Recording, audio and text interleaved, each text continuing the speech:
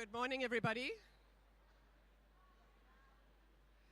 Good morning, everybody. If I can just have your attention for a moment.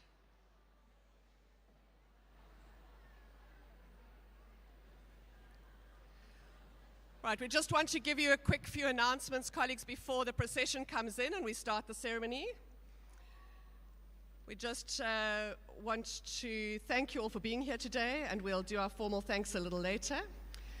We're just going to remind the students, the qualifiers who are here today, congratulations.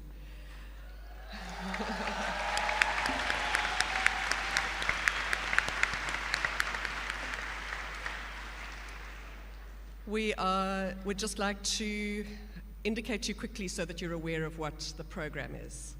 We're going to be starting shortly with the procession. We'll be asking you all to stand as the procession comes in. When we get to the point of the award ceremony, for those of you who are prize winners, we're just going to quickly give you an indication as to how you should come in. And I see my security staff members disappeared, so we'll ask Candace to come and help us quickly. So as students, when I call out your name as qualifying prize winners, you'll come up the staircase. The academic who'll be handing out your prize will be at the top of the staircase. You'll shake hands, receive your certificate, smile nicely. The photographer, you'll pause for the photograph. The photographer will be in the aisle, and then you'll descend back to your chair. All right. I know that when you're a bit nervous, you can sometimes forget some of those things. Thank you very much, team. And so we will then be proceeding through. We will have the prize giving, followed by a musical item, followed by our guest speaker, and then we'll be preparing ourselves for the oath taking. So please enjoy the ceremony, recognize what it is, and we'll be sharing with you shortly. I'm just going to ask Lou from Alumni to come and just give a quick announcement as I go and join the procession. Thank you very much.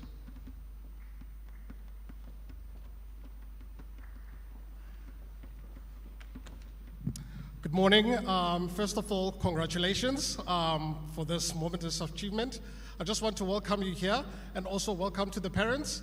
My name is Luando Ndeya, and I'm from the Alumni Office, so I'm the Alumni Relations Coordinator here at UCT. So to you, as our now alumni, first of all, welcome to this group of more than 200,000 alumni who are based all over the world. So basically, we just want to tell you here that your journey actually doesn't end here. In fact, your journey with UCT continues throughout your entire lives, wherever you are.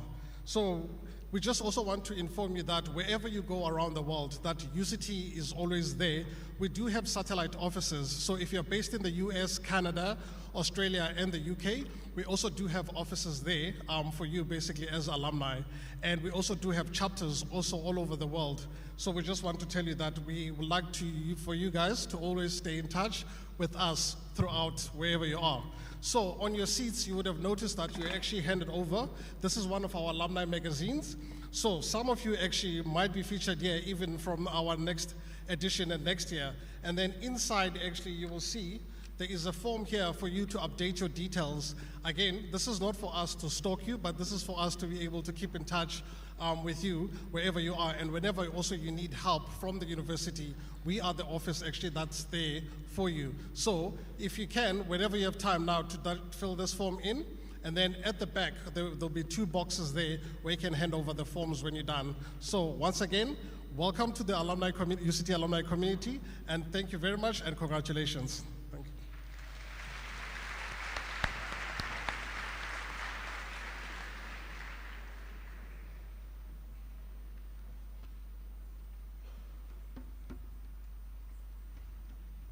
Please, can we stand for the procession?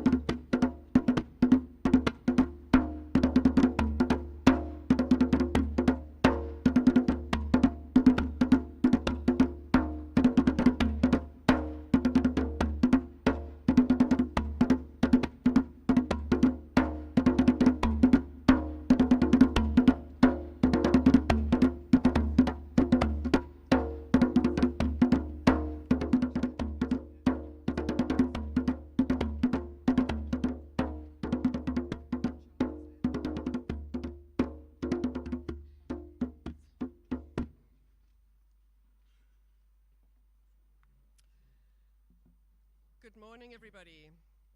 Please remain standing for the national anthem.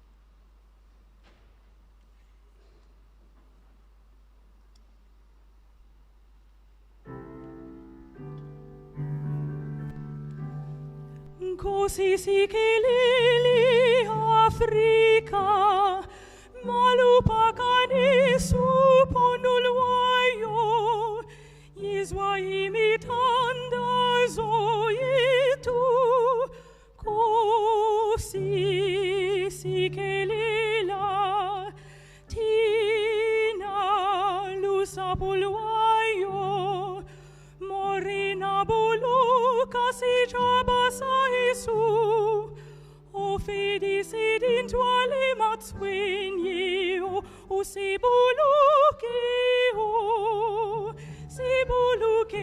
si jabasa Isu si jabasa South Africa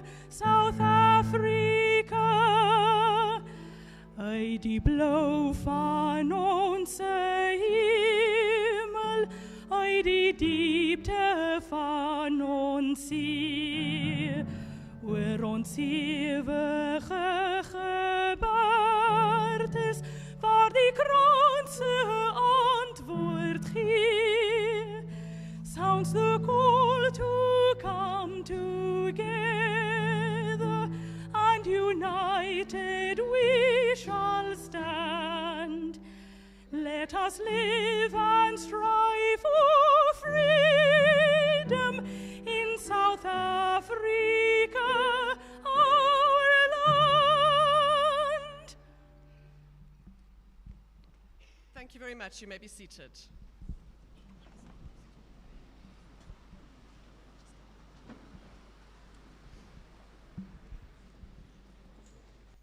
Thank you so very much to our colleagues from the School of Music for their accompaniment to today.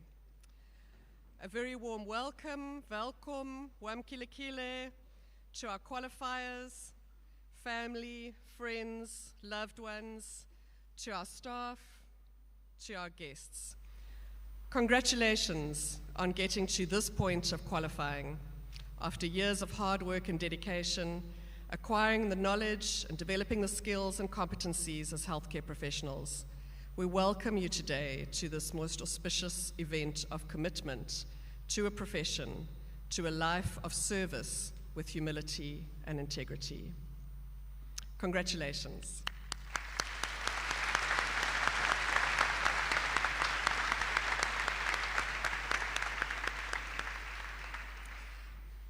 I would also like just to acknowledge our sign language interpreter.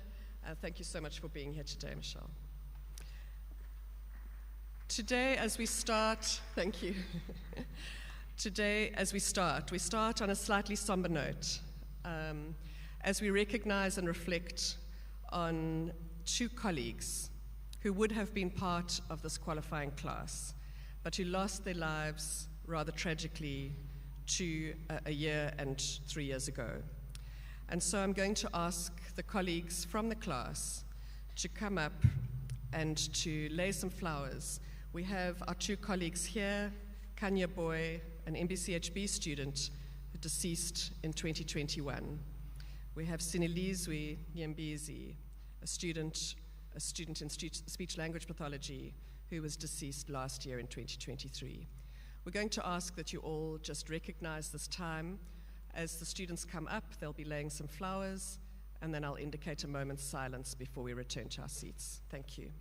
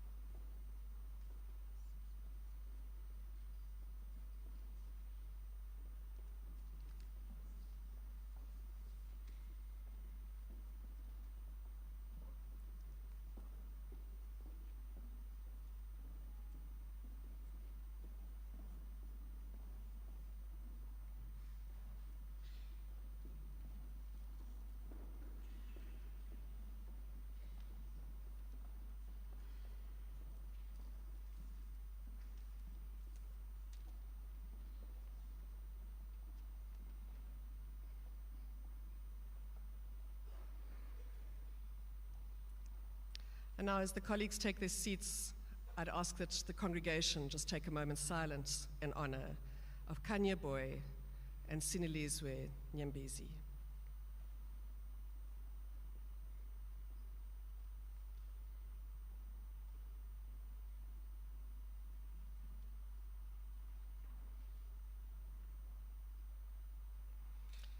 Thank you so very much. So today is one of two parts, one of an awards ceremony for those exceptional performances within the class, the qualifying class of 2024, and then later we take the oath in a more somber moment and a more moment of gravity as we reflect on a life of service to come. For now, we'll be doing a bit of celebrating. We welcome the sponsors of the dedicated prizes and awards and thank them for their generosity. The Bongani Mayosi Foundation, the Dr. Kathy Chubb Memorial, the South African Speech Language Hearing and Audiology Association, the South African Association of Audiologists Association, the Occupational Therapy Association of South Africa, the Biokinetics Association of South Africa, and Elsevier. So we thank all of our sponsors for their generosity in the prizes. Thank you.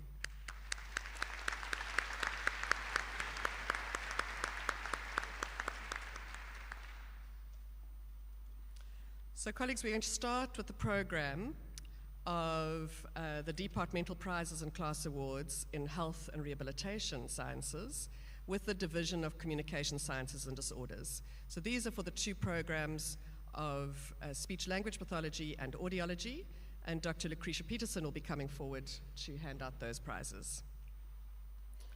The first award is a group award, the A.B. Clemens Award, awarded by the South African Speech, Language and Hearing Association for the student group that obtains the highest mark in the final year of study for their research report submitted, provided that a minimum of 75% is obtained.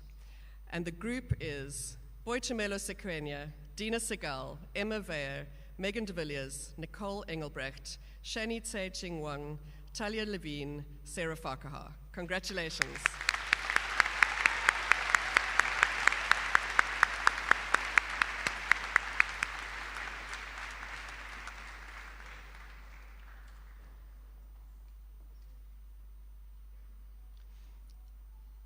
You can all remain on the stage for a group photograph. So we'll do a group photograph. Thank you.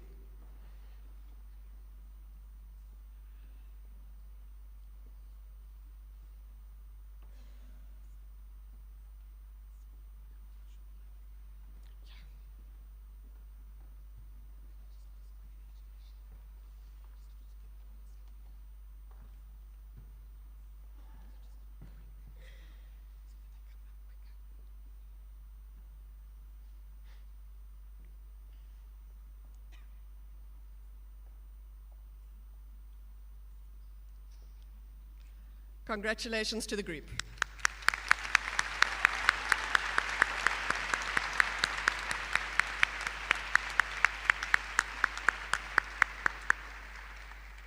Thank you. The next prize, just take the last photograph.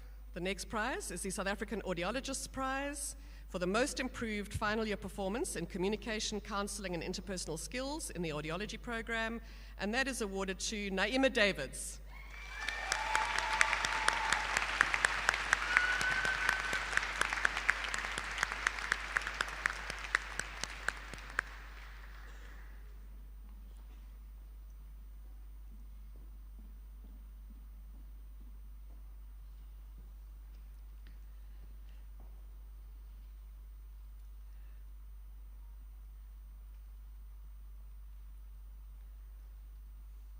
Congratulations.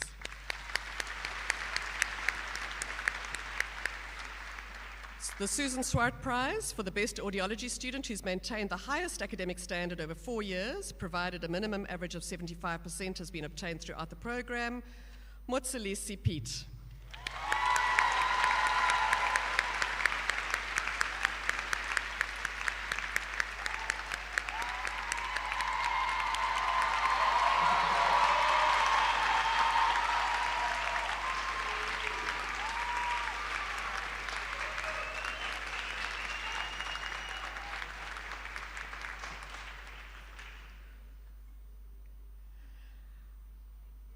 And Motsalisi can stay with us for the class award for the best performance year, provided an average of 75% above or obtained. For audiology is Motsalisi Pete.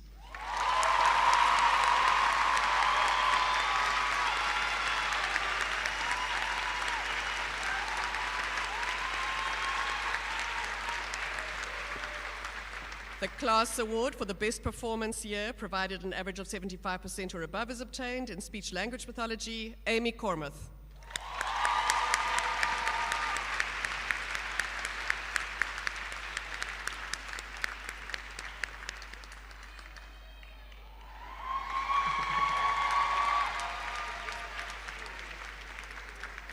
And Amy will remain on the stage for the PDV Pinar Prize, which is awarded by the South African Speech, Language and Hearing Association for the best speech-language pathology student who has maintained the highest academic standard over 4 years, provided a minimum average of 75% has been obtained throughout the program, Amy Cormuth.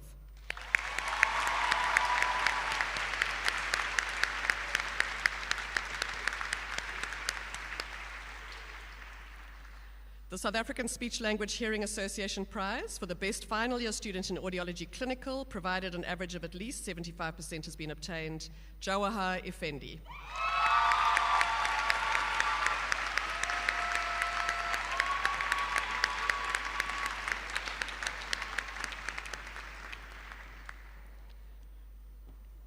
And Jawahar remains on stage for the next prize, the class award for the best clinical performance at the end of final year in the following professional courses, provided a result of 75% or above has been obtained.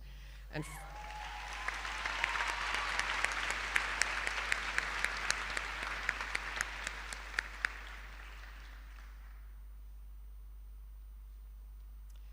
the last prize is for the best clinical performance at the end of final year in professional courses of clinical speech therapy, provided a result of 75% or above has been obtained in each case, Ashley Williams.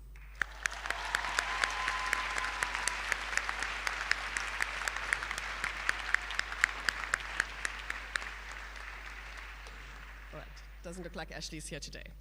Thank you very much. You can hand back. So the next set of prizes is for the occupational therapy program, and Hanske Fleringe and Dr. Liesel Peters will be coming down to present those prizes.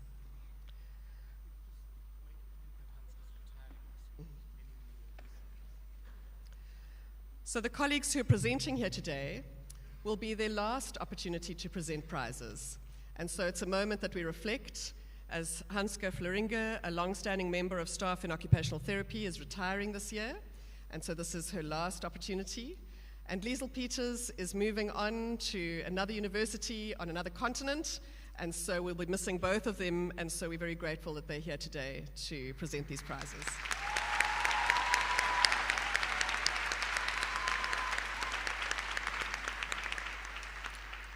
The first prize, the OTASA Final Year Research Project Annual Award for the student group who has generated the best performing research project within the final year, BSc Occupational Therapy cohort of each university. The group is Kayla Buerta, Jordan Meyer, Normandla Mpanza, Amuano Nemuchivadi, Nolutando Shange, Lungelo Zindela.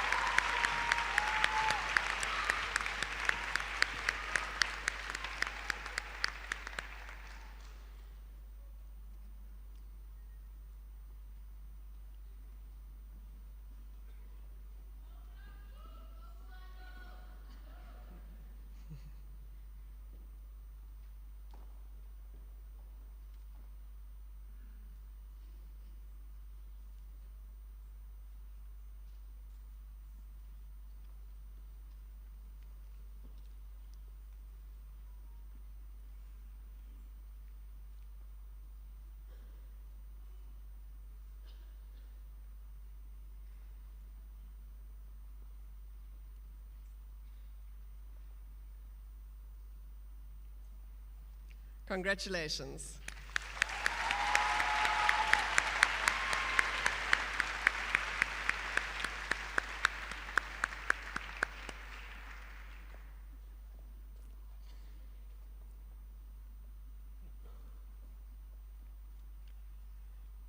Thank you very much. And if we can ask Lungelo to stay on stage.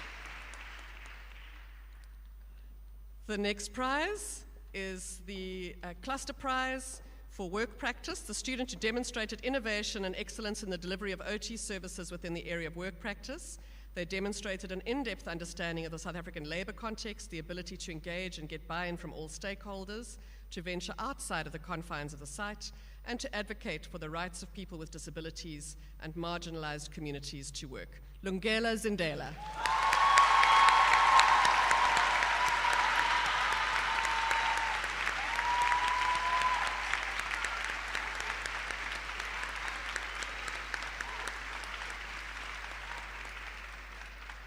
The next prize for child learning, development, and play is awarded to Jamie Moa.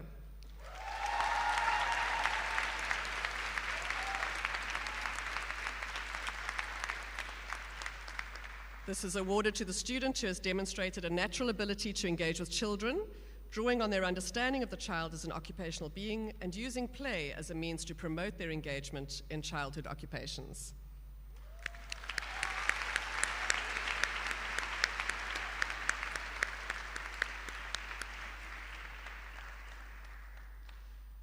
The next prize for community development practice is shared between Ayobulela Loki and Sibongile Nyamate.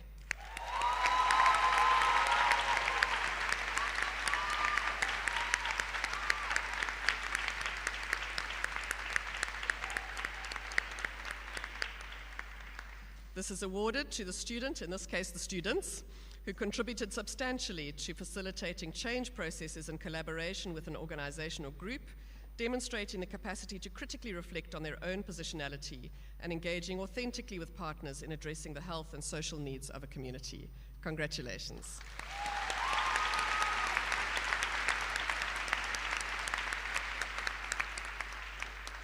The next prize for physical health practice is awarded to Jordan Mayer.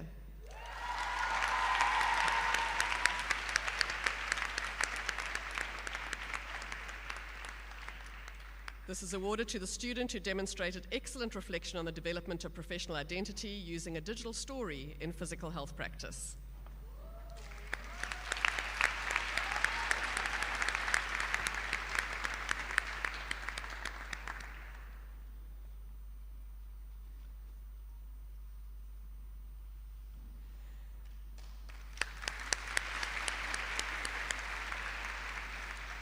The next prize for mental health practice is awarded to Uvile Mugujulwa.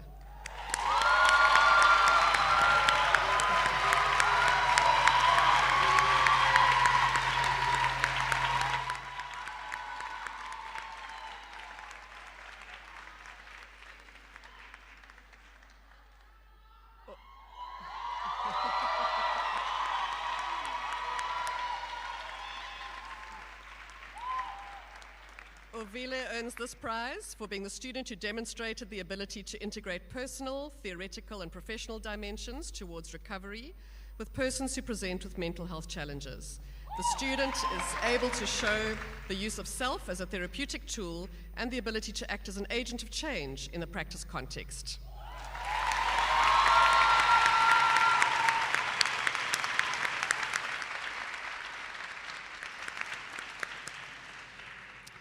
The Practice Learning Merit Award for the best final year BSc occupational therapy student in practice learning is awarded to Yusra Sablé.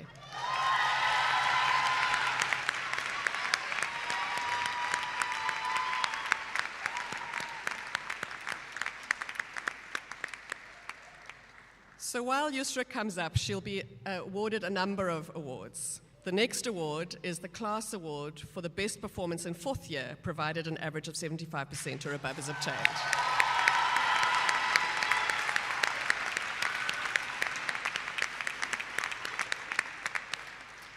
In addition, Yusra has been awarded another 3 class awards for the top performance in the following clusters, providing an average of 75% or above is obtained, for the Foundation Theory of OT Practice, Occupational Therapy Research and Practice Management, Foundation Theory for OT Practice 1 and Foundation Theory of OT Practice 2, Theory of Practice in Physical Health, OT theory and practice in mental health, and occupational therapy practice and service learning. Congratulations, Yusra.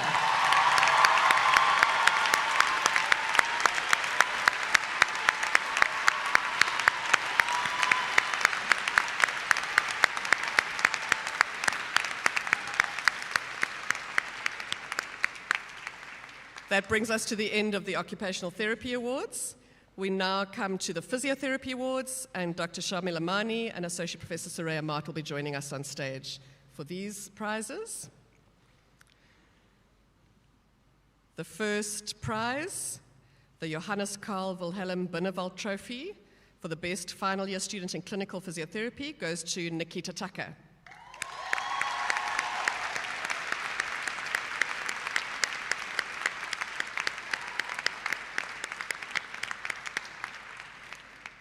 And Nikita will stay on stage for a few more prizes. She's also awarded the Physiotherapy Award for the student achieving the highest academic standard during the 4 years of the BSc Physiotherapy study.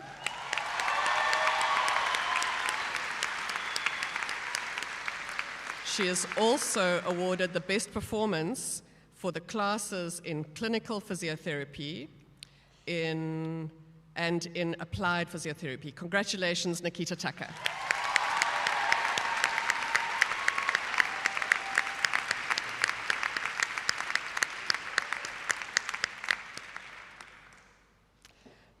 The next class award for becoming a rehabilitation professional for best performance in that course, attaining a result of 75% or above, Emma Hutchinson.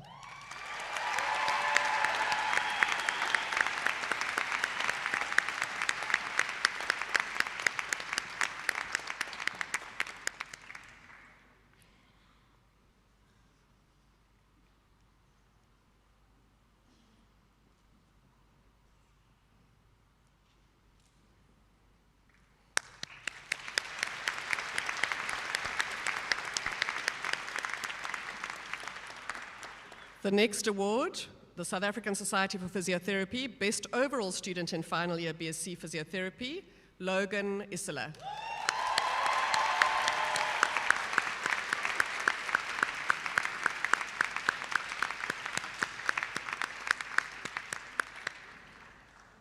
And Logan stays on stage for a class award for the best performance in 4th year, provided an average of 75% or above is obtained. Congratulations, Logan.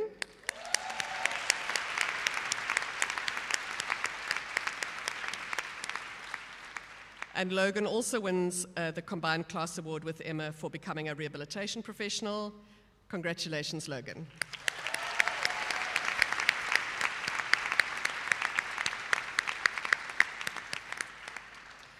The class award for the best overall research project for research methods and biostatistics. Before you get seated, Logan.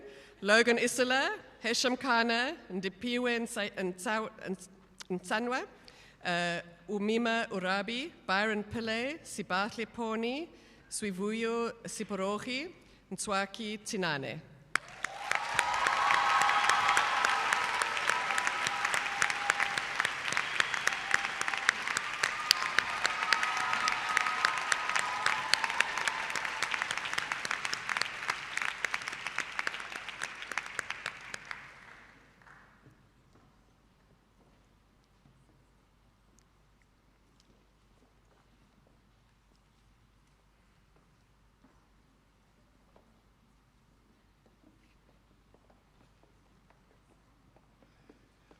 Congratulations.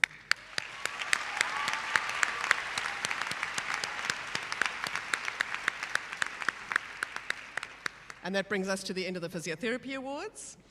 We now ask Associate Professor Jacqueline Kroff to join us on stage for the Biokinetics Program Awards. And colleagues, this is only the second year that we've hosted Biokinetics with this ceremony. Biokinetics is in the early stages of a transition from an honors program to a full 4-year professional program. And so Biokinetics, we're delighted to host Biokinetics together with us for the second year, and will be a standing award going forward. The Practice Learning Merit Award is awarded to René Grobler.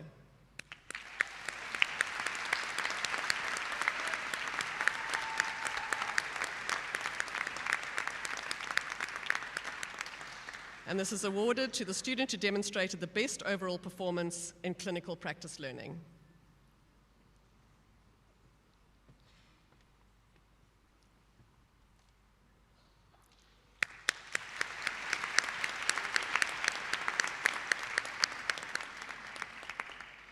The best overall performance in the Biokinetics Clinical Exam Class Award goes to Demi Pretorius.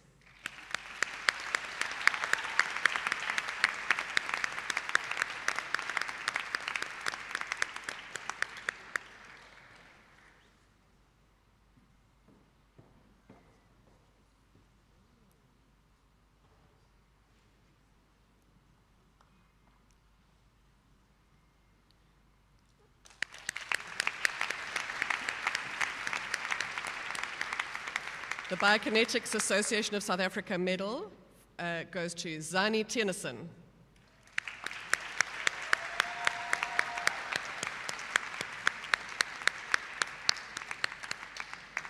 This is awarded to the student who achieved the highest academic standard during the Biokinetics Honours Year.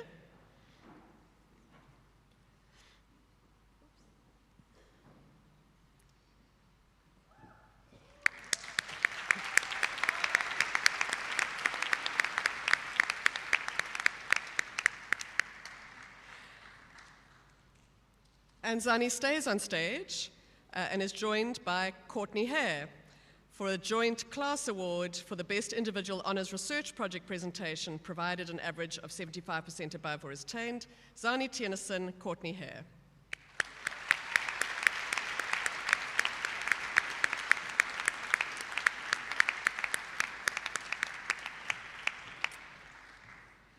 We now come to the last program, the MBCHB program, and there'll be a number of presenters for this. I'm going to ask Dr. Dina Ruth Lulua, the head of the MBCHB program, to come forward for the Anesthesia Prize, and that is awarded to Rudolf Hoffman.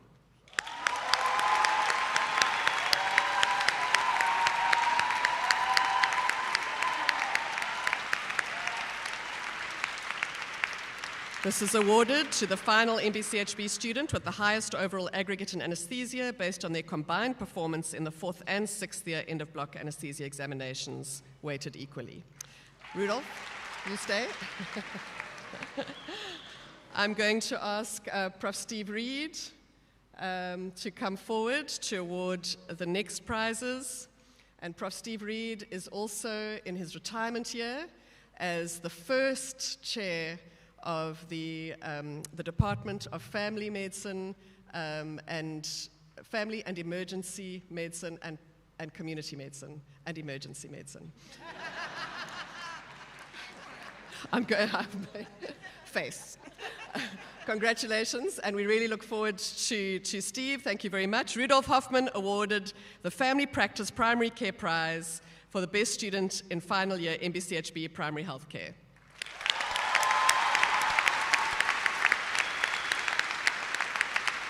And you stay on stage. Professor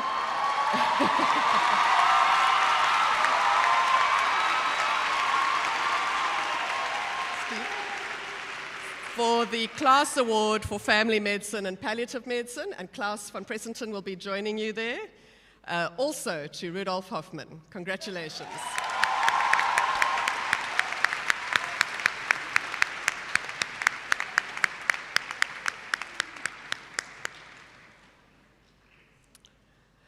Thank you.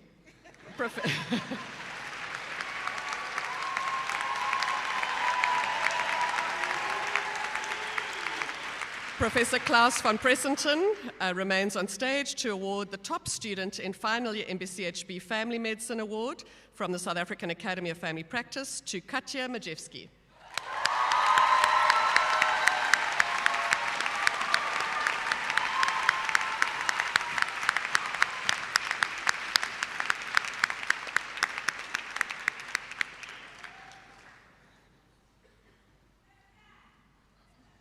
And Katja stays on stage, but the awardee is Dr. Dina Ruth Lulua.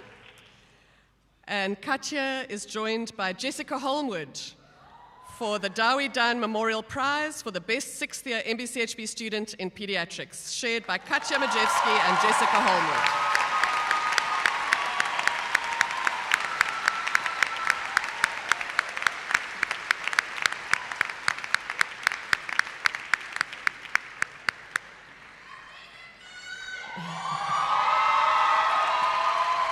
And both stay on stage for the Class Award in Pediatrics and Child Health, Katja Majewski, Jessica Holmwood.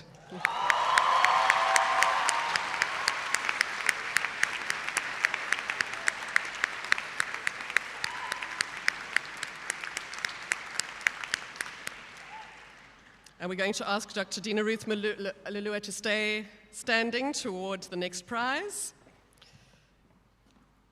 And this prize is an important prize that is donated by the family of an alumnus of ours whose life was cut short, who died very young, the Dr. Kathy Chubb Memorial Prize. And this is for the final year MBCHB student, preferably female, who's shown excellent overall performance in the fields of pediatrics and surgery and recognized dedication to the practice of medicine. Ashley Kreft.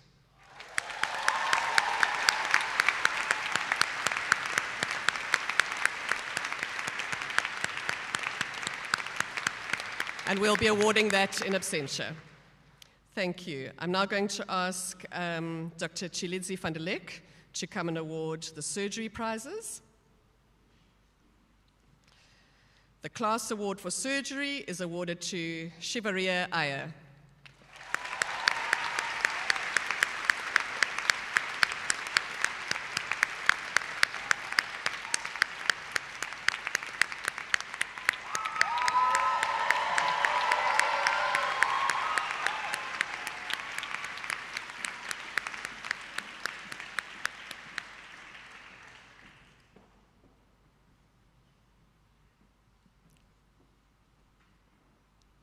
And Dr. van der Lek will stay for the next prize, the Faculty of Health Sciences Surgery Prize for the final year student who's shown the greatest promise in surgery in the final year MBCHB examination, Chadley Ownhouse.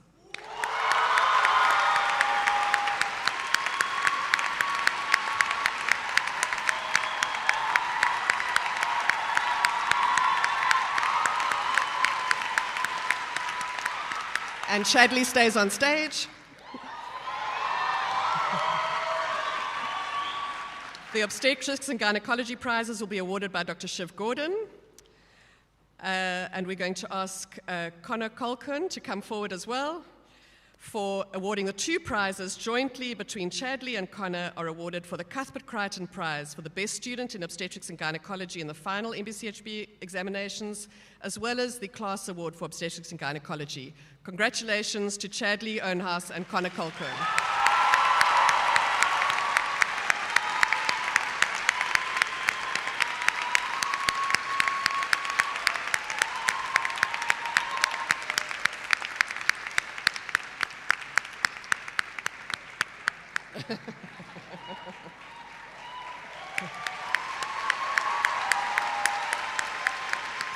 And Connor stays on stage. And we now ask Dr. Celeste de Waal to come forward to present for forensic pathology. And we ask Andrew Tucker to join. The two, Connor Colquhoun and Andrew Tucker, are awarded the divisional prize for the top student in forensic pathology.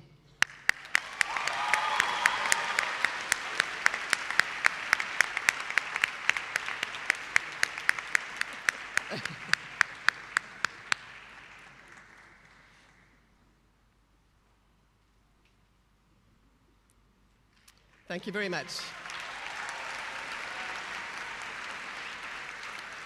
I now ask Professor Mashiko Sechedi to come forward to award the Medicine Prize, the Dr. Helen Brown Prize for the final year student in clinical medicine, Bianca Smith.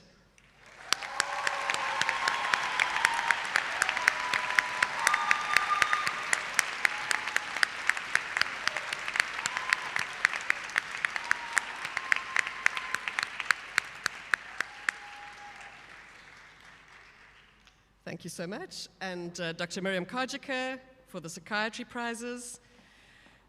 for the SA Society of Psychiatrists Award, as well as the Class Award for the Best Performance in Psychiatry, and the Most Distinguished Final Year in MBCHB, Estelle Fantonda.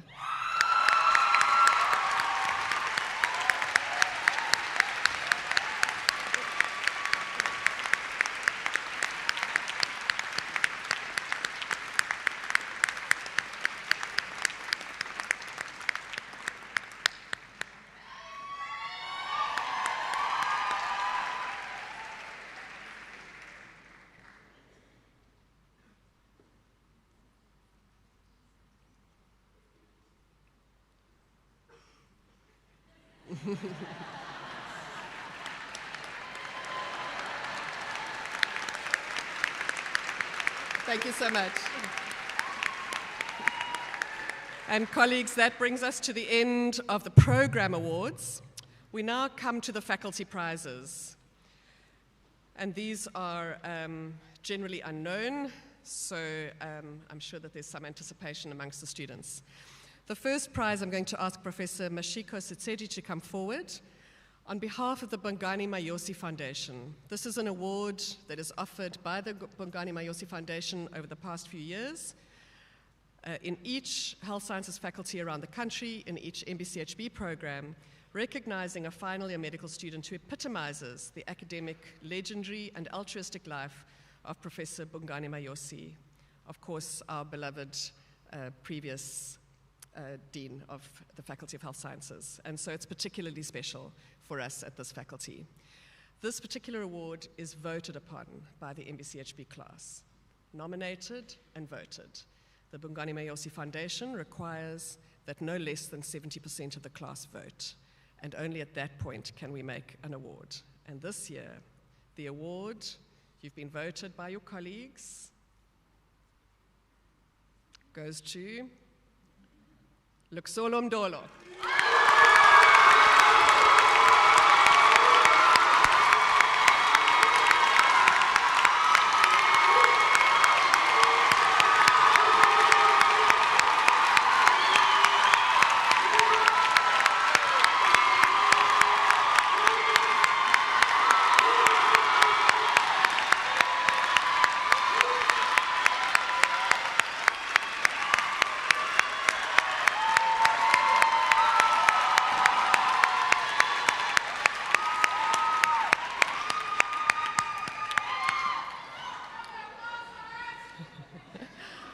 I'm now going to ask the Dean, Professor Lionel Green-Thompson, to come forward for the remaining faculty prizes.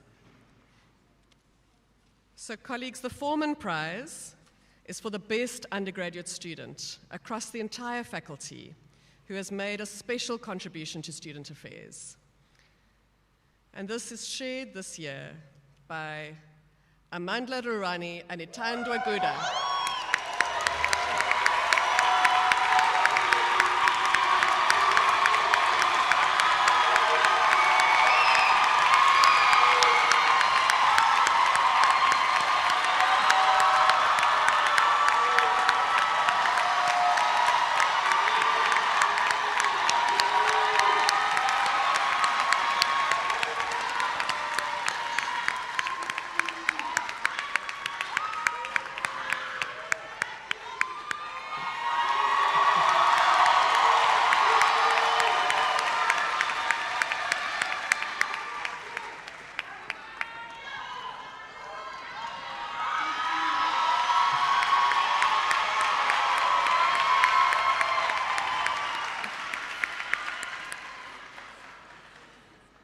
The Barnard Fuller Prize for the best student qualifying for MBCHB with first-class honors, Rudolf Hoffman.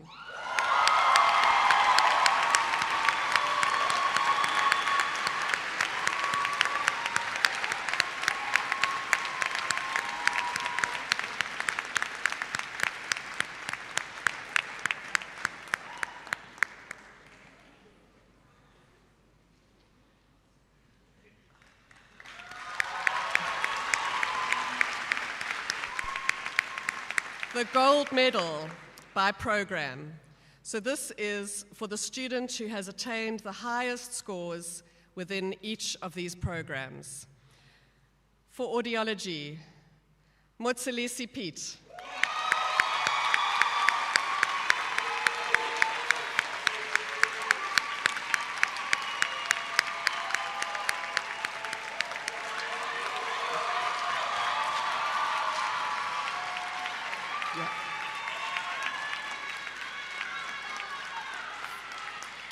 For speech-language pathology, Sarah Farkaha and Amy Cormuth.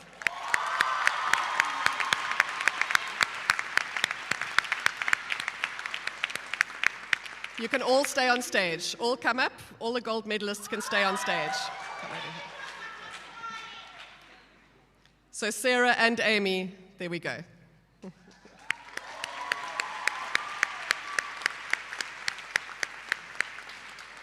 For occupational therapy, Yusra Sablé.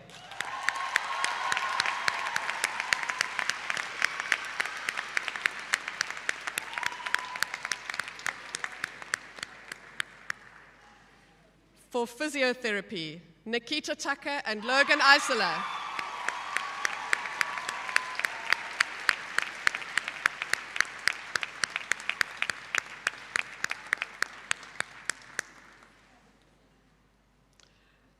And for MBCHB, Rudolf Hoffman.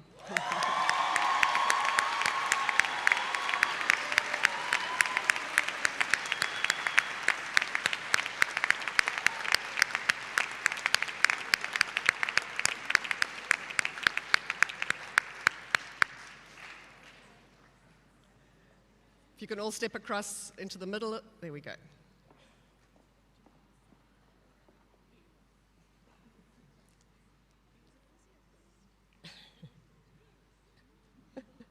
And so before the students leave,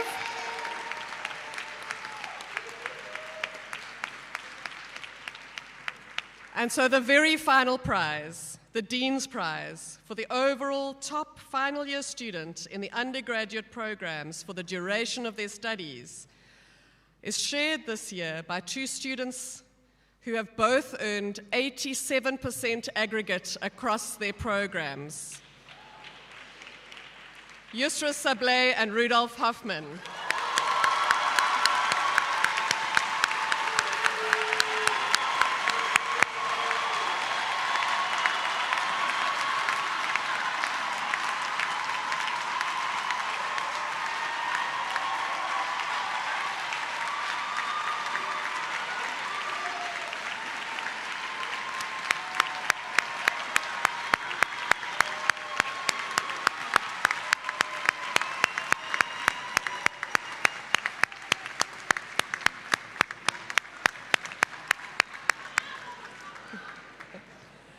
And that brings us to the end of our prize giving. Let's give all our prize winners the last round of applause.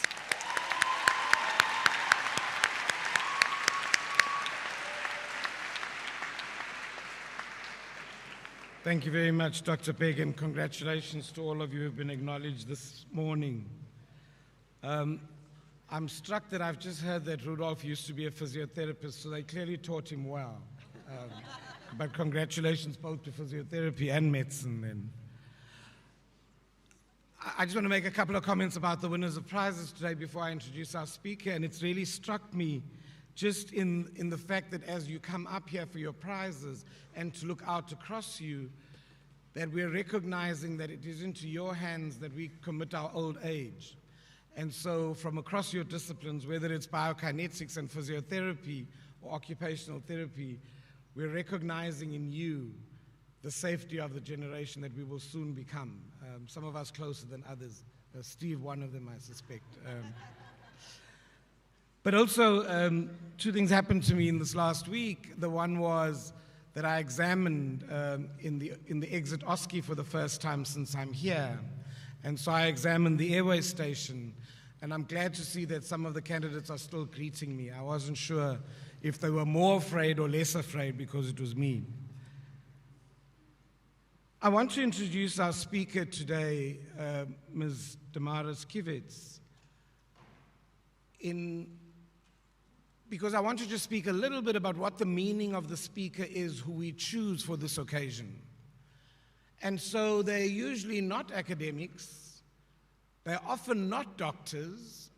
They're sometimes disabled people. But most importantly, they represent the people whose care is committed to you in this process today. And so Ms. Damaris Kivitz, at the University of the Western Cape, she serves as the Community Liaison Officer in the Community Engagement Unit. She was a nurse once.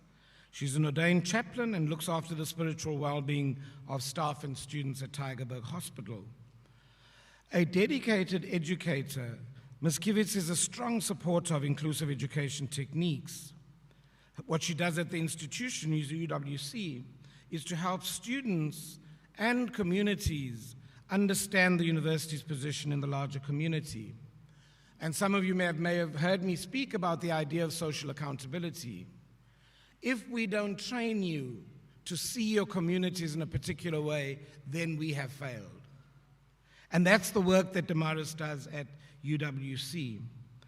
Her experience in creating her experiences in the creation of supportive learning environments that accommodate a wide range of student requirements, promoting both their academic accomplishment as well as their personal growth. But here's some facts about Damaris. Damaris graduated with her matric 38 years after leaving school. And that's an incredible achievement when you're a woman who comes from the wrong side of the tracks. To make the decision to come back to learn matric is not a small one. But my first encounter with Damaris has been in meetings that we engage with because of our bilateral agreement with the Western Cape government, because you don't want to be on the wrong side of her. But what you are always certain of is that she speaks on behalf of communities. And I think that is an undeniable thread to the work that she does. She's a nature lover. Her viewpoint on education and community involvement is enhanced by her exploration of diverse cultures and environments. And it's from that diversity that she draws her inspiration. We have just finished writing a chapter. A couple of colleagues and I have just submitted a chapter, and I'm so glad I submitted it before this event, Damaris, because Damaris would have said to me, no, you haven't submitted it. But we got the chapter in a couple of weeks ago, and it's called The Role of the Community in Socially Accountable Education. And so Damaris, we invited to be part of the community voice, and so it's been really instructive for me to engage with her in that space, crafting a way of thinking and a way of speaking. And so, Damaris, we welcome you to UCT. We welcome you to this occasion, and we trust that you're able to communicate to our students. We look forward to what you communicate to our students in the spirit of the idea of serving community. So welcome, Damaris.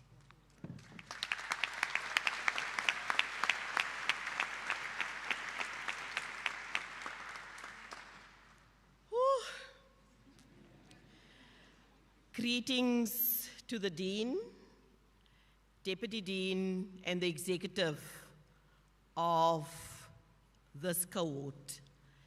And I think the people that has come alongside you need to applaud you, because you have made it through a pandemic.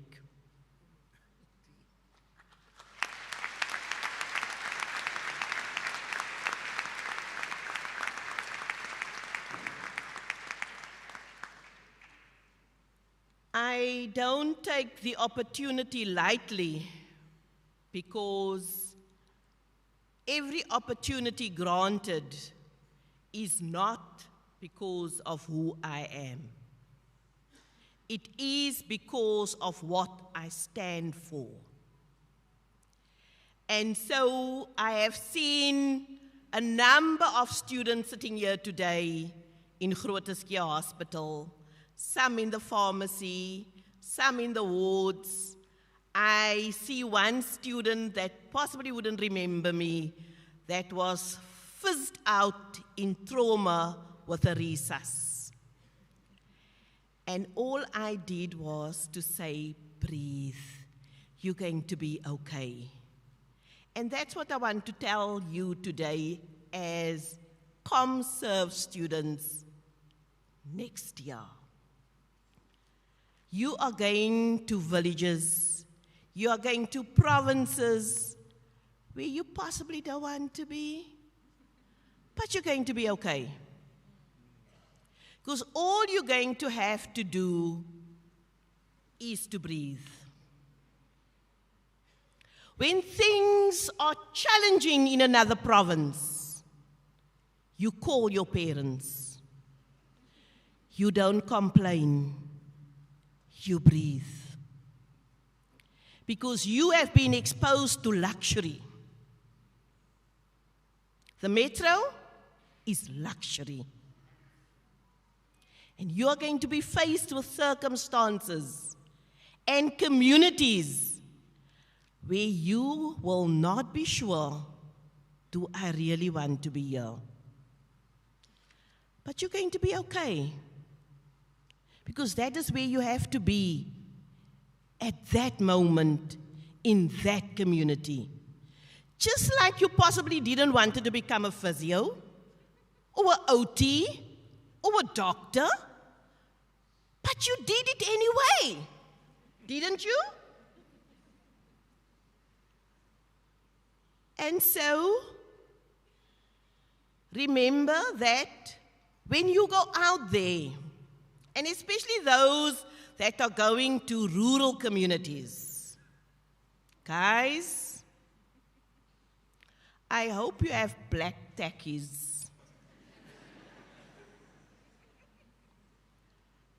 And it's not because it needs to be black tackies, but it's actually when you go out into the community, you're possibly sometimes not even going to see where you're going. And that's the reality of rural communities. And remember, somebody treated you with respect. So you're going to treat every community with that kind of respect. Everybody's not the same. I had the privilege in September to be in Gauteng.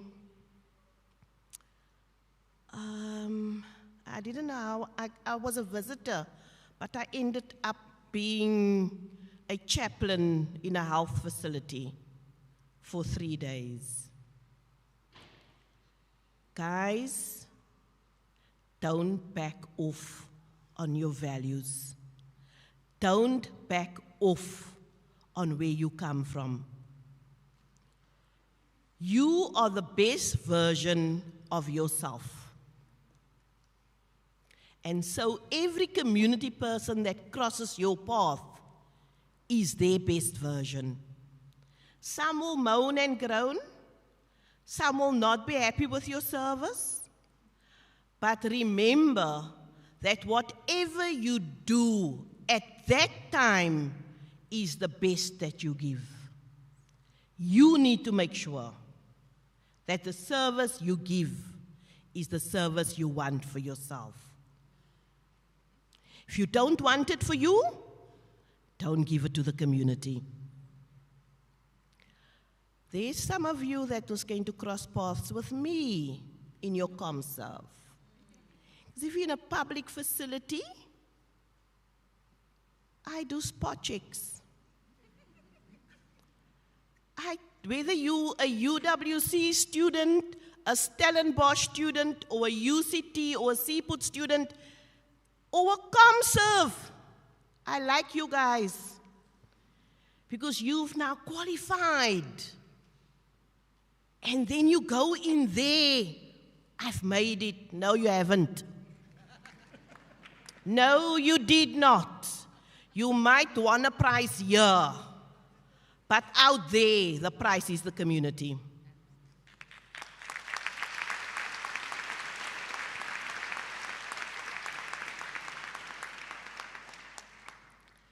And so when you see, because for you that is going to maybe primary healthcare facilities, maybe level 1 hospitals, you need to calendar the dates. Don't say I didn't warn you.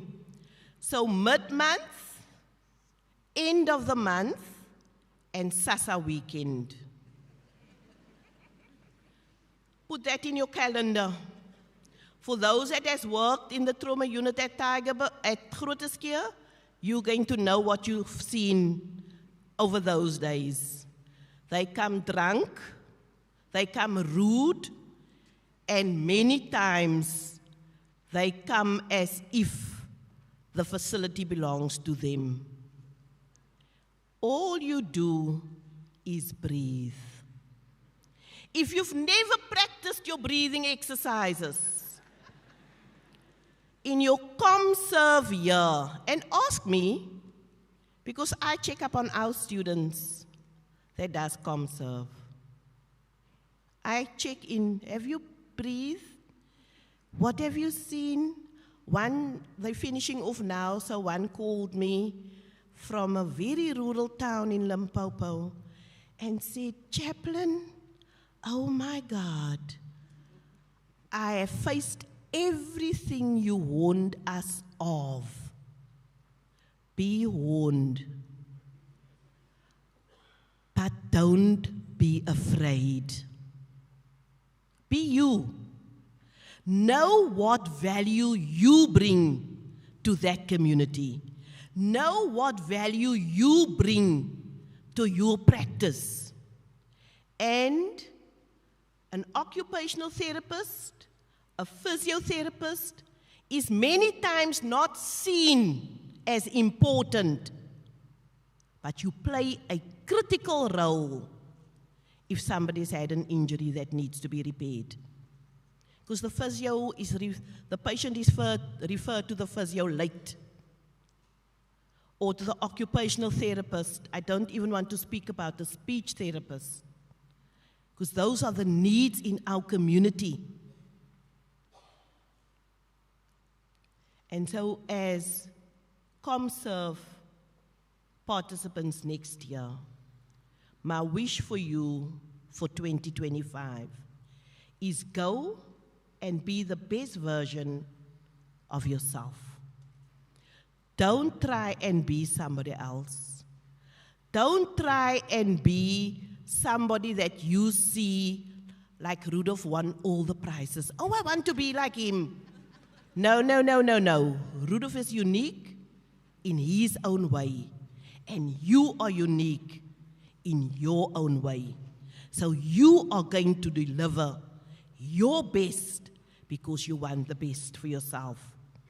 Go out there as ambassadors of UCT, because remember, you're not going there on your own. You're going to carry the flag of this university. And if anything goes wrong, they're not going to blame you by your name. I have UCT send us this. No, I've heard that. I've heard that. So UCT is sending you to be the best version of yourself, to give your best to any community where you are placed. And remember, go with God. You don't have your own strength. You don't have your own identity. You are made in the likeness of the great I am.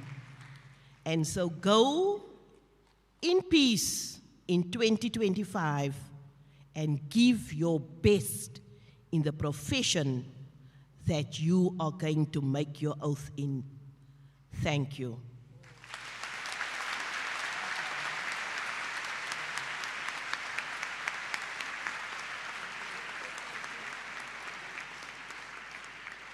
I want to make, I just want to add to, Damaris, thank you very, very much. I thought that was an excellent inspiration to our new professionals. Just a couple of things. I think at the meeting of the final years at the stairs, I gave you my telephone number. And I gave it because I want to affirm that when you're in trouble at 1 o'clock in the morning, you really are free to phone me. Partly because you just need to be directed to somebody who knows more than I do. But it really is just so that you know there is somebody at the end of a phone call, regardless of what you're doing, whether it's physiotherapy, in the village, and it struck me as you said, the village. I think all of us as those who lead you at this time are open to that moment. I also want to make a plug for the final year outcome study. I'm going to try and look all of you in the eye now and check who's answered the questionnaire. So Etandwa, I'm really pleased to see Amanga and Etandwa win that prize. But Etandwa is a final year student who won that prize, the Foreman Prize. And he's leading a study now to help us understand what you as final years, all of you, think of the program that you were in. It really is critical that you tell us. It can be in short lines or in long sentences, it's all right. But it's really critical for us as we change all of the programs that we hear exactly how you're feeling now that you don't have exams to worry about. The other thing that I said, I did two things that were interesting in the last 2 weeks. I spoke at the event in the Garden Route in George, and I just want to acknowledge those prize winners who come from George. I think both the pediatrics prize winners, Jessica and Katya, both of them did their whole final year on the George platform. I think that speaks volumes for what that platform is doing for our students' achievement and in how we translate them into the places that they work. So congratulations to George as they are represented in you. But on that platform, if you go to anything associated with Professor Reed, there's bound to be a song or two. But on that evening, one of the doctors played the guitar, and one of our final year students, Hope Macheke, sang a song which she's going to do for us again this afternoon. It's now afternoon, eh? No, not quite. We want to finish before it's afternoon. But I want to welcome Hope Macheke here and her brother, Fano Macheke. You should start coming now, I think. Who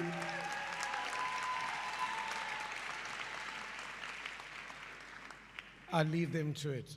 But thanks very much for bringing that joyful rendition to this gathering as well, Hope, and everything of the best. Good morning, colleagues. Congratulations. As my brother and I do this piece, we just want to ask you guys to please take it in. Take it in fully because it is for you.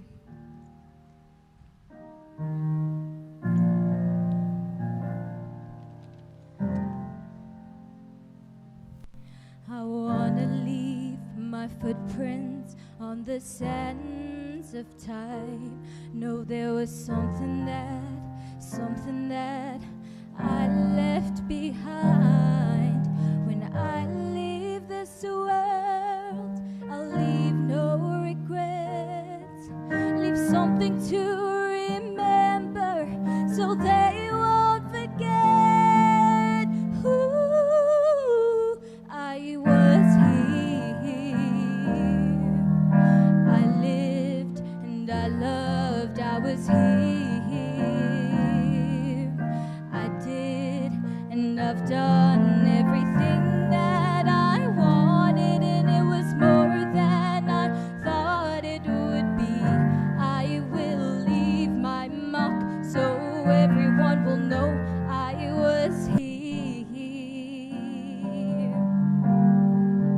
Oh, I wanna say I leave each day until I die. I know that I meant something in somebody's life. The hearts I have touched will be the proof that I live, that I made a difference, and this world will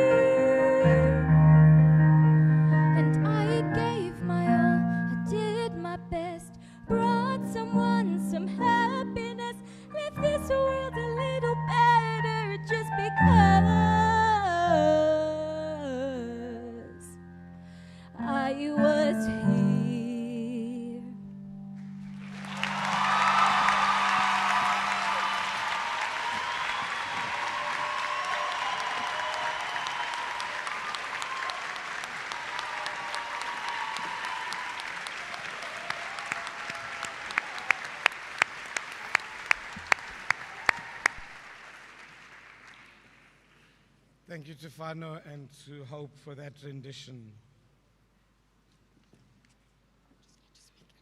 Oh. Thank you to the two of you for that rendition. I think it's added a really important note to this gathering because you are here and you have been here. And we cannot ever erase the memory of you from the UCT story. Your story is my story. UCT's story is forever written in your story. And wherever you go, as Damaris said earlier, you can't deny that you were here. And so I want to honor, when they spoke about Uvile using his body as part of the service and the interpretation of his learning, we cannot undo that. It is forever a part of that story. And as I begin this reflection before we do the oath, I want to do a different thing. I want to acknowledge that professionalism is under threat across the world. Whether it's in the appointment of an anti-vaxxer in the White House, or it is in the leadership of Uganda who declares that queer people have become illegal, professionalism, our stand in those situations, is under threat. Whether it is in the disproportionate focus in the war in Gaza on health professionals' institutions or in universities, professionals are called to make a stand about a variety of things. But perhaps never before in our time has professionalism been under this level of threat. And so I'm going to ask all of us, this whole congregation, to stand in a moment of silence as we just recognize the threats placed against professionalism across the world, sometimes amongst us. And I want us just to stand for a moment, just to acknowledge that as we leave here as new professionals, that too is the thing that we commit to. So I invite you to stand now in a moment of silence.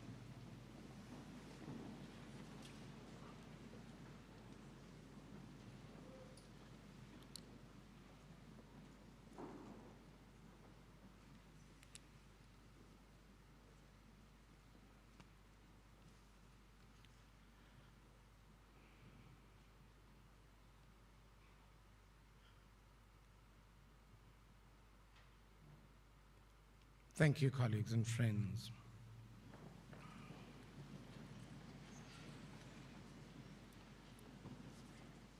Avicenna is regarded as one of the earliest and most significant Islamic medical practitioners in the age, just as the first century was turning. His name was Abu Ali al-Hussein ibn Abdullah ibn Sina, and he lived from 980 to 1036.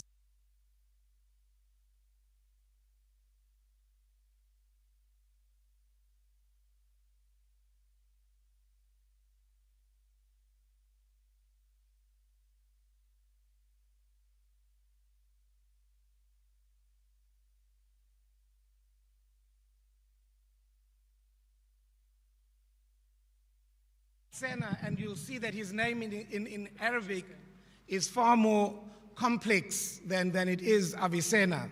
And that was because and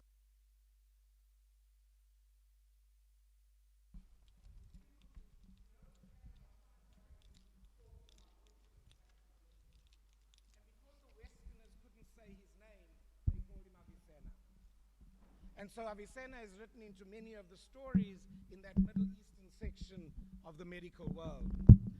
And so today I want to share with you some of the things he says, and it did predate the rehabilitation disciplines, so it is medical-centric, right? And he says this: medicine is the art whereby health is conserved and the art whereby it is restored after being lost. But this is a really important one. The physician, and I suspect all of us as health professionals, should be of tender disposition and wise nature, excelling in acumen, this being a nimbleness of mind, informing correct views, and essentially a rapid transition from the knowing to the unknowing and to the knowing again. Moses Maimonides, who is a Jewish philosopher, writing very strongly in that intersection between religion and science has also contributed to this way of thinking, drawing on the experiences from Aristotle. But this is what Maimonides said in the Guide for the Perplexed, a book he wrote speaking on these tensions. He says, you are to make any sacrifice other than another human life to save somebody that you can possibly save. There is no credit to be given to a physician for doing their work. It is an obligation. And that's the spirit in which I want to call you to this oath-taking ceremony today. Because in so many ways, what Damaris was talking about, and in work that has been done over the last decade, the community expects the consultation to be a place of love and respect. And it's not the soft and cuddly love and respect that we might imagine. The community expects that love to be reflected in respectful consultations and collaborative decisions about how they are to be cared for. And as you engage in this idea of moving into a professional lifestyle, I want to suggest that there are 3 domains for this. There's the interpersonal, where you're meeting the patient's demands, sometimes through self-sacrifice and service delivery. There's the intrapersonal, where standards are maintained through a commitment to lifelong learning. And then there's public professionalism, which encompasses yielding to an ethical code, self-regulation, and accountability. And essentially, that last part is what we are given as professionals by the community. So the way the hall is set up today, the professionals are gathered here, and the community is gathered there. Sometimes for you, seen most powerfully in your parents and related people who've stood alongside you. But the remarks I make now really come from a group of students who approached me to make an intervention into today's events. And I want to acknowledge what they have done in the engagement with me as that part of public professionalism. It is this idea, whether they represent everybody or not, of saying these are important things to talk about. And so I'm going to draw from the statement that they gave me just to make some comments about this tension between the privilege of being a professional and the accountability to those that we are called to serve.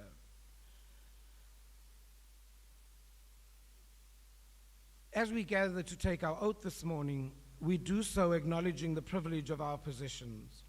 We are privileged to stand here today and to have these moments where we pledge our commitment to the benefit of all humanity, and to stand here today in health.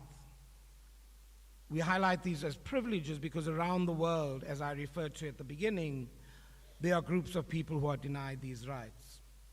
And so for me, in reflecting overnight on these comments, I think it is a really powerful call for you to reflect on where you stand.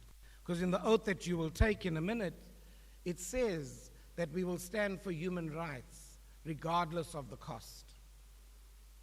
And so for many of you, the challenges will be great. For many of you, the challenges may not be noticeable at all. But in fact, in the health professions across the country, people have continued to step into their responsibility of their commitment to health and the care of their people. The statement goes on later to say, we stand here acknowledging the privilege we hold against the backdrop of a world in crisis. They're acknowledging the solemnity of this moment, and they say that as we take our oath, we prepare to serve our country through either community service or internship over the next few years. We acknowledge that many in our country are too denied access to basic human rights. And so in many ways, in 2 significant conversations that the faculty has had over the last year, these ideas of places in crisis have come into our conversation. I was part of a seminar some months ago with health professions educators in Sudan. And all of the universities in Khartoum have been closed, with all of their students displaced into the northern parts of the country or into Saudi Arabia and the United Arab Emirates. And then in August, we welcomed a cohort of students from the two Gaza universities who train medical students, looking for a place to complete their final year. We responded to that displacement, to that humanitarian crisis, really by inviting them to study alongside you. And many of you, I'm proud to say, have welcomed them significantly amongst you. And so I'm really grateful for that.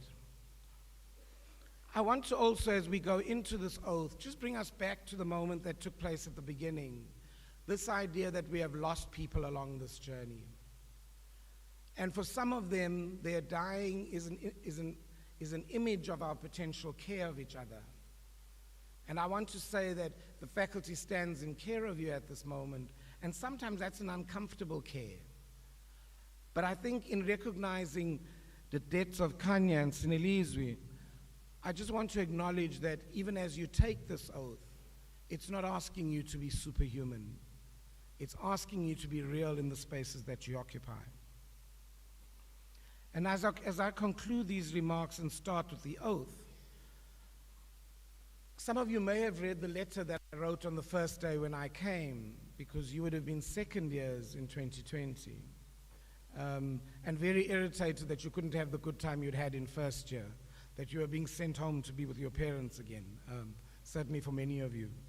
But on that day, I wrote a letter that said, we would listen as leadership with compassion, we would walk with humility, and we would act with justice. And so I want to repeat that call to you today as you step out as professionals. Listen to everyone with compassion, not because they're the same as you are, but perhaps more carefully and with deeper compassion because they're different. Some of us are fundamentalist Christians or fundamentalist Muslims or Jews. We almost have to park that when we engage with a person whose behavior appears to contradict our own. We've got to step outside ourselves for that compassion. Walking with humility, I know that for many of you, the whole village is celebrating now. The whole house is op horings, as they say in Afrikaans, celebrating the fact that you're at the end. But walk with humility nonetheless. And then I want to speak about walking with justice and acting with justice, because amongst you are men who abuse their women or the women who they encounter. And I want to make that unequivocally. The notion that we keep speaking about those who perpetrate gender-based violence in our communities are other people. They're other people's children, they're other people's colleagues. No colleagues, they are our own. They sit alongside us in the tea room, and we never say that kind of conduct is inappropriate. And so you're in a position, a more powerful position perhaps, to challenge your colleagues about inappropriate behaviors in the gender-based environment. And when I speak about gender, I talk about the entire queer spectrum of gender and women in that group as a particularly vulnerable group of people. And I really want to just linger on that a moment because it is unprecedented. Just the other day in Mbombela, a young doctor was killed outside of a shopping center by, it appears, somebody that she knew. So even as I ask you to take care of yourselves, I ask you to stand in the advocacy for people such as these, who maybe are being abused in their relationships. I'm now going to ask Damaris Kivitz to stand on the UCT badge as we begin the process of professing the oath. Really, we ask her to stand there not as the chaplain on this occasion, but really as a symbol of community. And as a real and tangible symbol that the people that we are called to serve don't look like us, don't think like us, and oftentimes don't behave like us. And she gave quite a number of examples, which I won't go back to. And so I'm going to ask the final year class of 2024 to please stand as we start with taking the oath. I'm going to invite other health professionals, as they may be in the audience and on the stand here, to stand as well and join us in this renewal of a commitment, a renewal of the promises that we sometimes forget.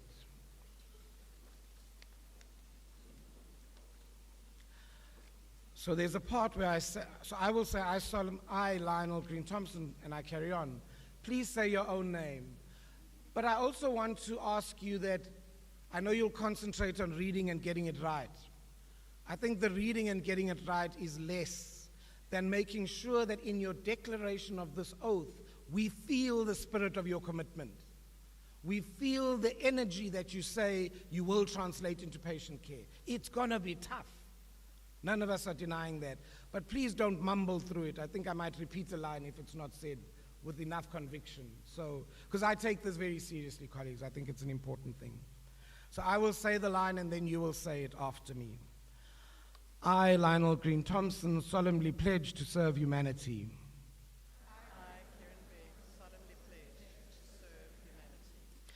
My most important considerations will be the health of patients, the health of their communities, and the health of the environment.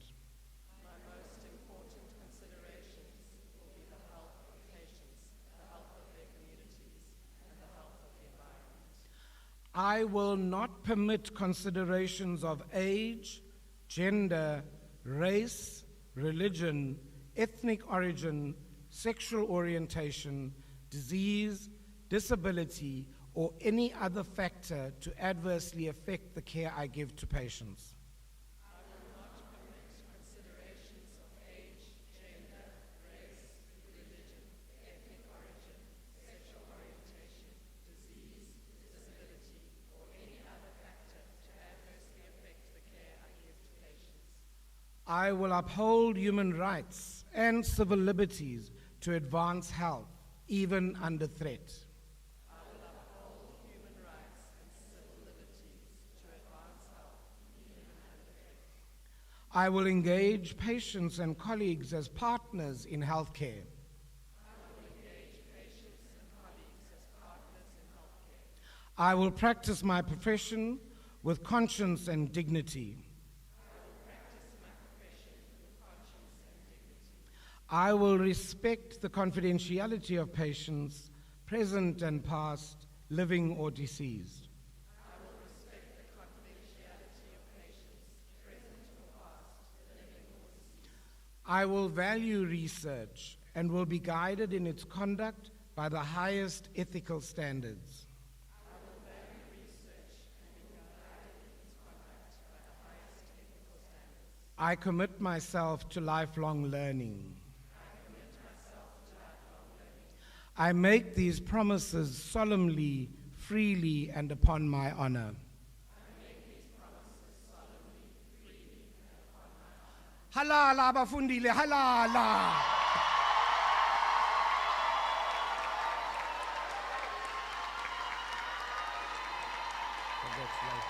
Congratulations to all of you.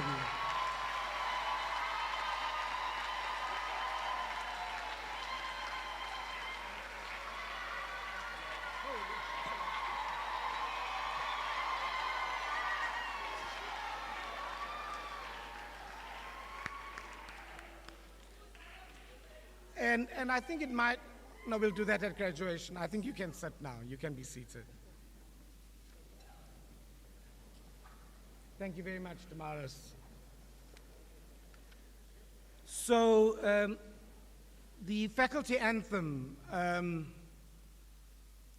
it's taking a little bit of time to make it a real anthem.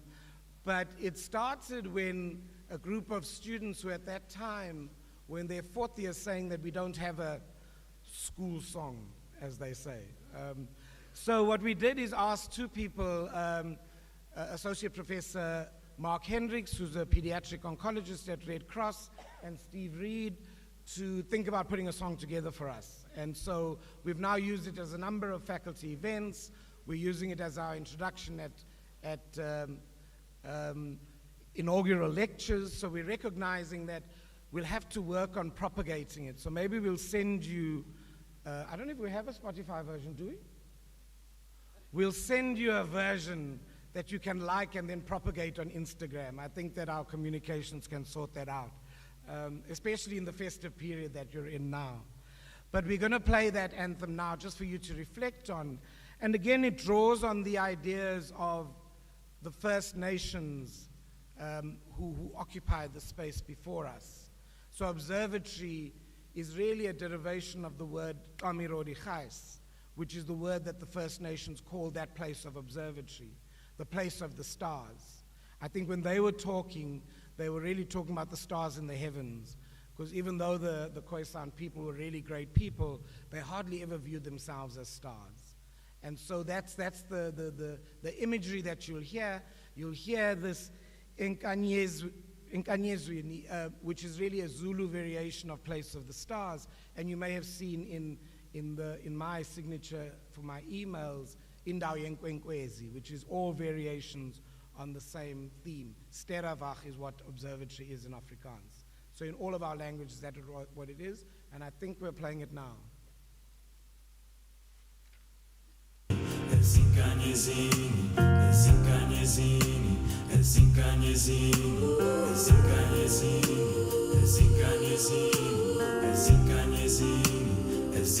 is sung by the UCT faculty choir. It has taken time and orchestra to find the light, and despite our struggles, we have held on to what's right. And now I am asking you to walk with me, to find a place of justice and humility.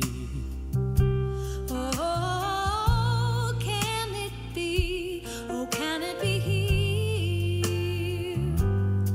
Here to learn, here to care. Together we can do more if we share all our joy, all our pain. Together hoping and healing and building this feeling that tomorrow is ours. And no matter how far we gather to sing, to remove all our armor, we stand hand in hand and our eyes carry far as we lift up our hearts. In this land we belong, in this place of the stars.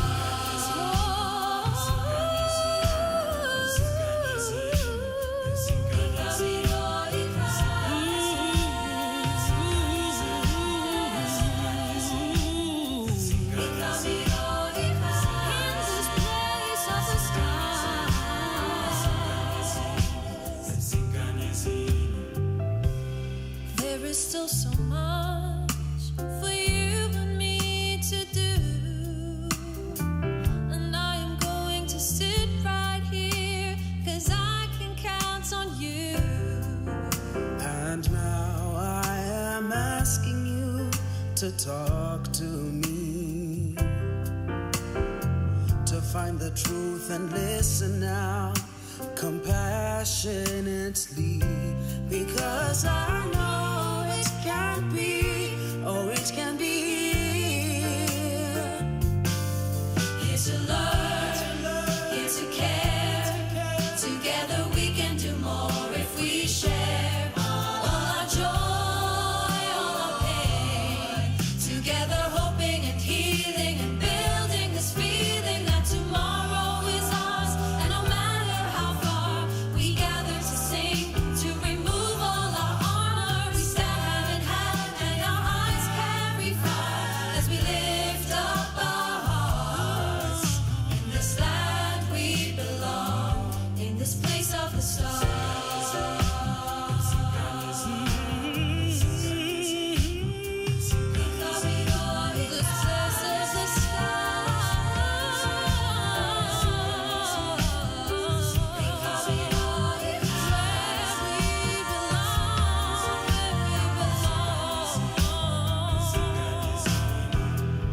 We have come from many places, near and far, but we found a special place. We know where we belong. We belong. We belong. We belong. We belong. We belong. Here to learn, here to care. Together we can do more if we share all our joy, all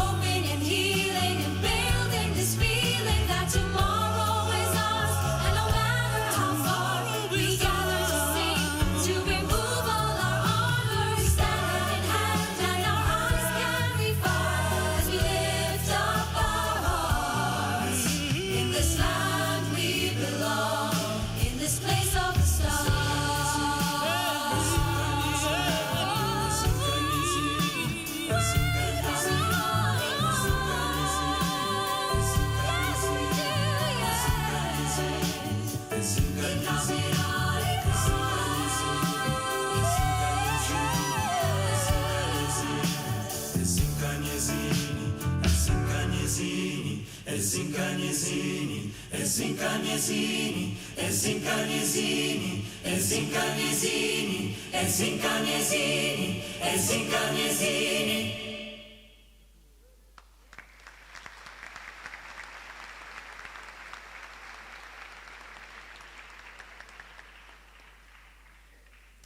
This brings us to the end of the ceremony today. We wish to thank you all for attending, and particularly we'd like to thank the team that made this all happen. First of all, we'd like to thank your teachers. Please give them all a round of applause.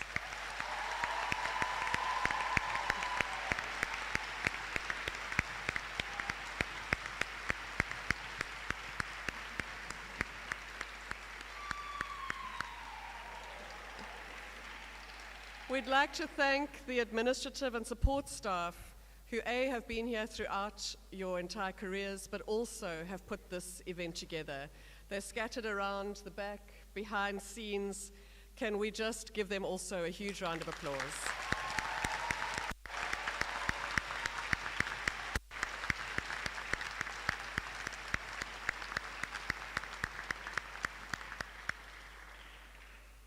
From our newly minted qualifiers, can we thank your parents, loved ones, family members, support team who are sitting here with you today, and those who might be in the overflow venue or watching on live stream. Let's give them a huge round of applause.